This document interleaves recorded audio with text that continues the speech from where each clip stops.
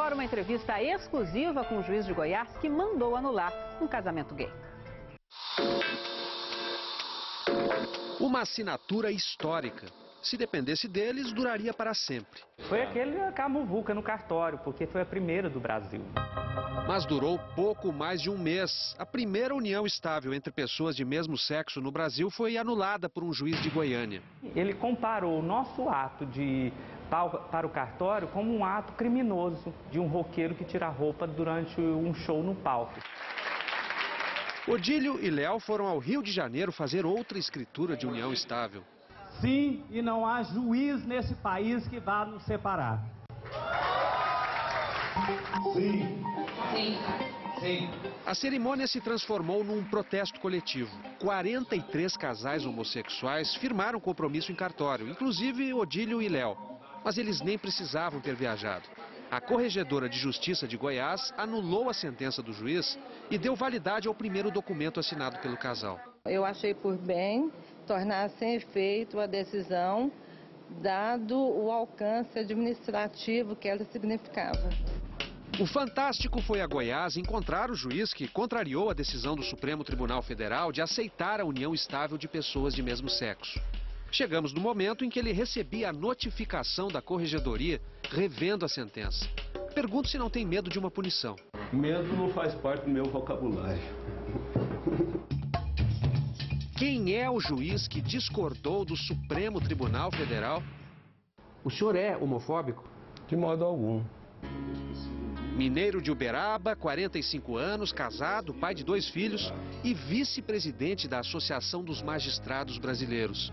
Jerônimo Vilas Boas é juiz há 20 anos e diz que se baseou na lei para tomar sua decisão. O que neste ato pretenderam os 2 declarantes é obter a proteção do Estado como entidade familiar. Os efeitos jurídicos que se extrairia disso são os efeitos jurídicos de proteção da família. Eles não são uma família? Não são uma família.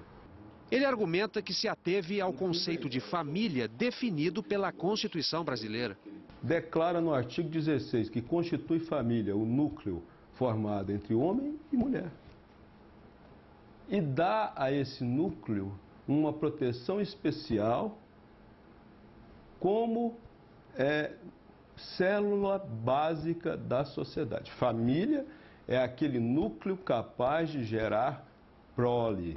Para o juiz, a união estável de pessoas de mesmo sexo contraria esse conceito constitucional. Na opinião dele, casais gays não teriam como constituir nem família, nem Estado. Se você fizer aí um experimento, levando para uma ilha do Pacífico 10 homens, 10 homossexuais, e ali eles fundarem um Estado sob a bandeira gay, e tentarem se perpetuar como Estado, eu acredito que esse Estado não subsistiria por mais de uma geração.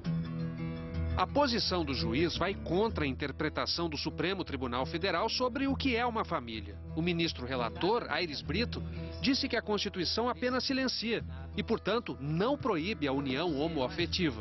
Em linguagem poética, o relatório dele, aprovado por unanimidade, diz que família é um núcleo doméstico baseado no afeto e que os insondáveis domínios do afeto soltam por inteiro as amarras desse navio chamado coração.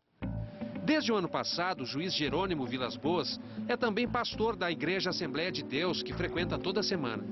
Para os que o acusam de fundamentalismo religioso, Jerônimo Vilas Boas diz que já tomou decisões contra a sua própria igreja, negando pedidos de isenção de impostos.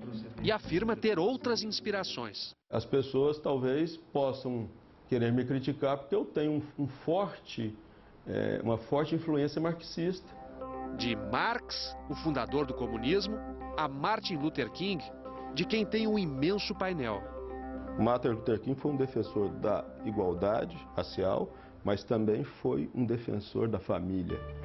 Numa biblioteca contígua ao gabinete dele, nos mostra de Vinícius de Moraes ao famoso ensaio do psicanalista Roberto Freire sobre o desejo e até uma Bíblia em hebraico. O senhor está aprendendo hebraico? Estou aprendendo. Aprendendo a ler, porque o hebraico bíblico é muito complexo, né? Diz que lê de tudo sem preconceito, mas não nega a influência de seus princípios religiosos. A Constituição brasileira, ela foi escrita sob a proteção de Deus. Querer que um juiz que professa a fé evangélica não decida questões que envolvam conflitos, muitas vezes de natureza política, social ou religiosa, é negar a independência do juiz. E afirma, vai tomar a mesma decisão sempre que houver casos semelhantes. Se houver outra escritura como essa aqui em Goiânia, o senhor vai... Já solicitei de todos os cartórios que me remetam os atos que foram praticados a partir de maio deste ano para análise. O senhor sabe que vai enfrentar uma briga, né? Não há problema. Se o juiz tiver medo de decidir, tem que deixar a magistratura. Juiz medroso ou covarde não tem condição de vestir a toga. E se o senhor for enquadrado pelos seus superiores? Eu tenho direito de defesa. Se me punirem sem o direito de defesa, nós entramos no regime de exceção. O ministro Luiz Fux, do Supremo Tribunal Federal, se diz perplexo com a atitude de Vilas Boas. Para o ministro, nenhum juiz está acima das orientações do Supremo. No meu modo de ver, a reiteração dessa prática por esse magistrado vai revelar uma postura ostensiva de afronta à Suprema Corte. Isso efetivamente vai desaguar num processo disciplinar junto ao Conselho Nacional de Justiça.